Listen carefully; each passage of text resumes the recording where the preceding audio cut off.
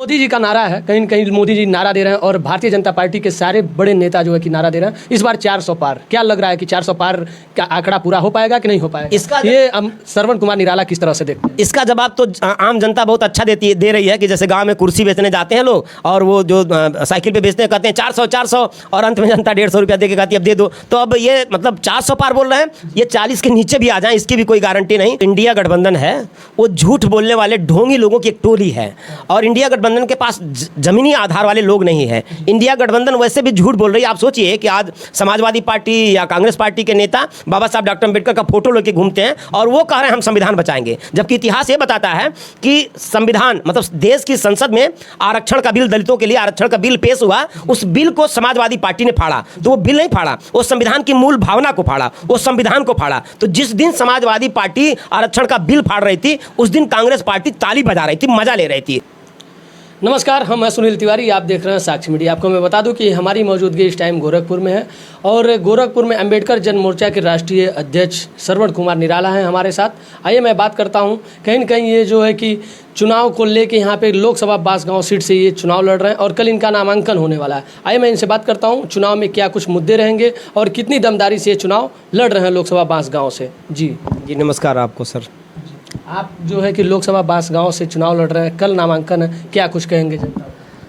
मैं अपील करूंगा सबसे पहले तो कल बड़ी संख्या में लोग हमारे नामांकन के कार्यक्रम में आएँ, हमारा हौसला बढ़ाएं।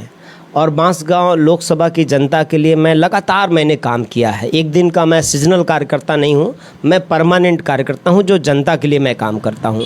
इसलिए लोग काम के आधार पर और निरंतर सक्रियता के आधार पर मुद्दों के लिए मैं जनता के हित में लड़ते लड़ते जेल भी गया हूँ, मेरा घर भी सरकार ने सीज किया है। इसलिए मैं अपने काम के आधार पर लोगों से अपील करता हूँ कि लोग मेरा साथ दें। अगर मैं संसद में जाऊँगा तो बहुत बेहतर से बेहतर मैं बांसगांव लोकसभा के लिए और देश के लिए भी करने की कोशिश करूंगा।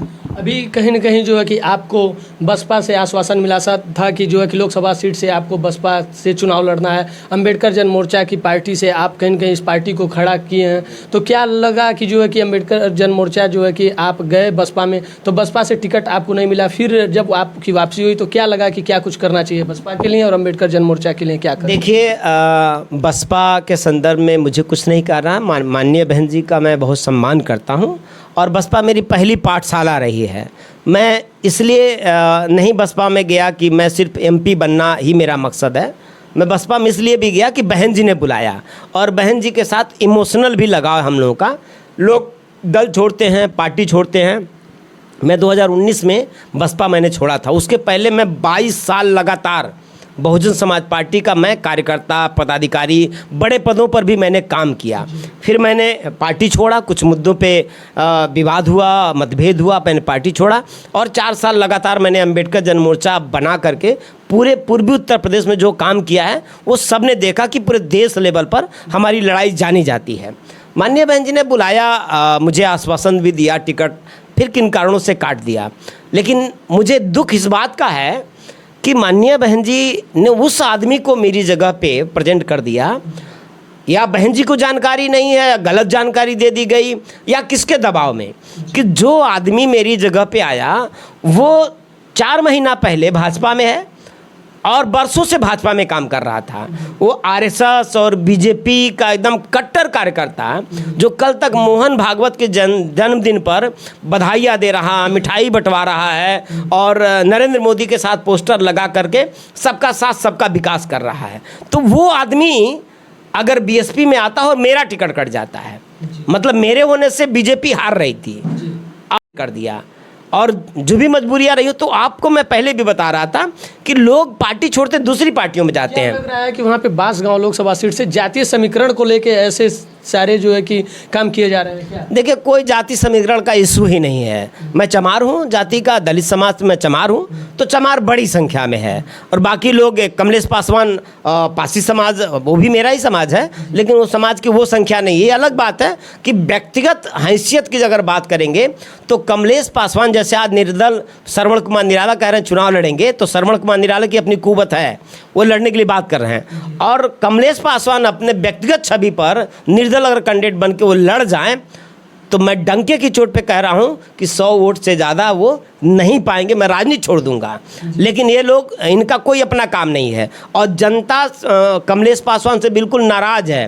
किसी भी गांव में कमलेश पासवान आज के डेट में प्रचार में नहीं जा पा रहे हैं। लोग गांव में जा रहे हैं तो उनके मुंह पे उनका विरोध कर रहे हैं, उनको गालियां दे रहे हैं। इसलिए कमलेश पासवान और अमूमन भाजपा के ज़्यादातर सांसदों की यही हालत है कि वो लोग पुलिस बल के साथ जनता के बीच में प्रचार करने जा रहे हैं। जहां पुलिस बल नहीं लेके जा रहे हैं वहीं मरा जा रहे हैं। जैसे संजय निषाद अभी मराए, भाजपा के ही तो नेता हैं, तो संजय निषाद मराए, जनता मार रही, तो सारे भाजपा के नेता अब पुलिस बल लेकर ही प्रचार कर पाएंगे क्योंकि जनता उनके खिलाफ हो चुकी है। क्या कह रहे हैं कि कहीं न कहीं आप जो कि फिर एक बार भाजपा को जो है कि अशब्द बोल रहे हैं, भाजपा के खिलाफ जा रहे हैं, कहीं न कहीं भाजपा के खिलाफ जा रहे हैं, आपके ऊपर फिर मुकदमे होंगे तो फिर क्या करेंगे? मुकदमों से तो मैं नहीं डरता, मैं अम्बेडकरवादी हूँ, मैं बाबा साहब डॉक्टर अम्बेडकर की औलाद हूँ। मैं कानून भी जानता हूँ और अपनी हद भी जानता हूँ, इसलिए मुझे कोई सरकार नहीं डरा सकती। क्योंकि सरकार ने मुझे पहले भी डराने की कोशिश किया, मुझे 2-2 बार जेल भेजा, मेरा घर सीज कराया, मेरे लोगों को प्रताड़ित किया गया। सरकार ने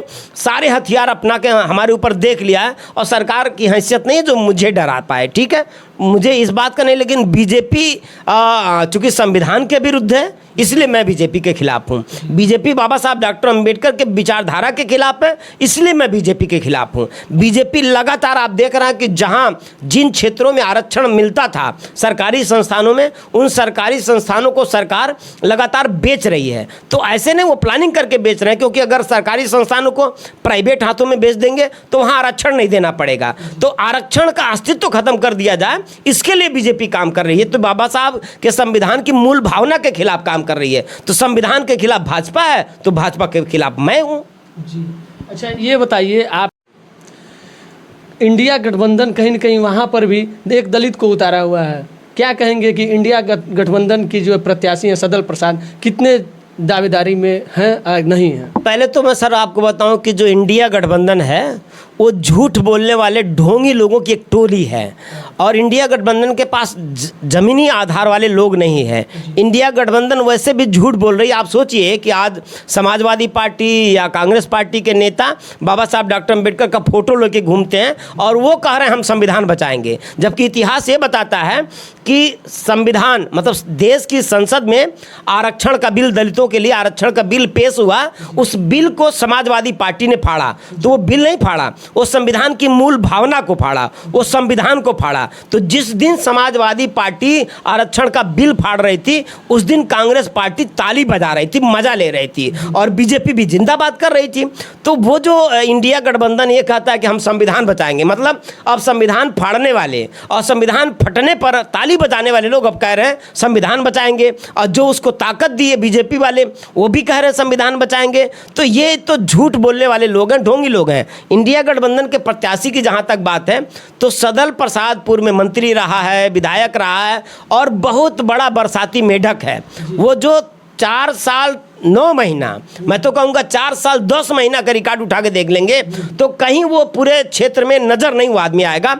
आखिरी 2 महीने में जब चुनाव आता है तब वो आदमी उपटता है, जैसे बरसात में बड़े वाले पीले वाले मेढक आते हैं तब वो आता है। चुनाव के बाद आप 10 दिन बाद मिलाइएगा, 4 दिन बाद मिलाइएगा तो आप पाएंगे कि मोबाइल स्विच ऑफ हो जाएगा सदल प्रसाद का।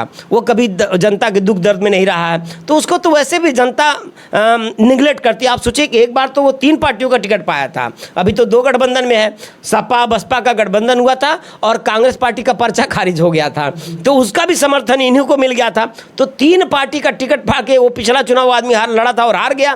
तो उस आदमी को तो चुल्लू भर पानी में डूब के मर जाना चाहिए, राजनीति छोड़ देना चाहिए। ये पेशेवर लोग हैं जो राजनीति को धंधा कर बना दिए हैं, पैसे के दम पर किसी पार्टी में जाते हैं और टिकट खरीद कर आते हैं। जन भावना से इनका कोई मतलब नहीं है, गरीबों के दर्द से इनका कोई मतलब नहीं है। ये पेशेवर लोग हैं जिनको जनता अब भगा देगी।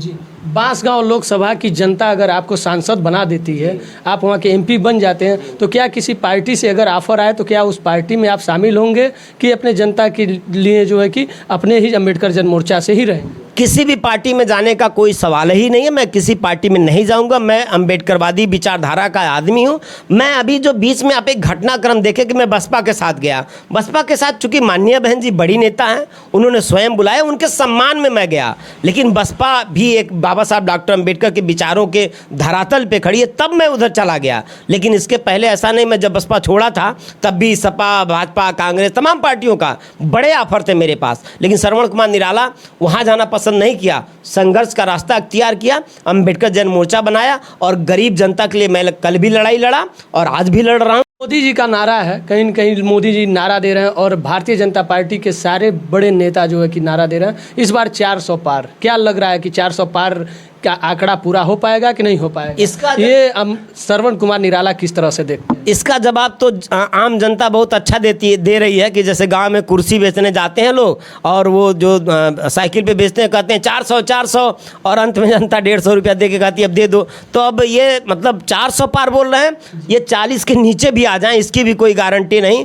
इनका घमंड इस बार टूट जाएगा, बीजेपी हार जाएगी। जी अच्छा, ये नारा देते हैं कहीं न कहीं जो है कि 400 पार का, और ये इनका एक और भी नारा रहता है कि हम गरीबों के लिए, असहायों के लिए, जनता के लिए राशन देते हैं, शौचालय देते हैं, प्रधानमंत्री आवास देते हैं। क्या लग रहा है ये सब काम नहीं करेंगे क्या इस चुनाव? राशन बांट कर वो देश की जनता को नकारा बना रहे हैं, देश की जनता को भिखारी बना दिए हैं और देश की गरीब जनता को उनका हक नहीं देना चाहते हैं।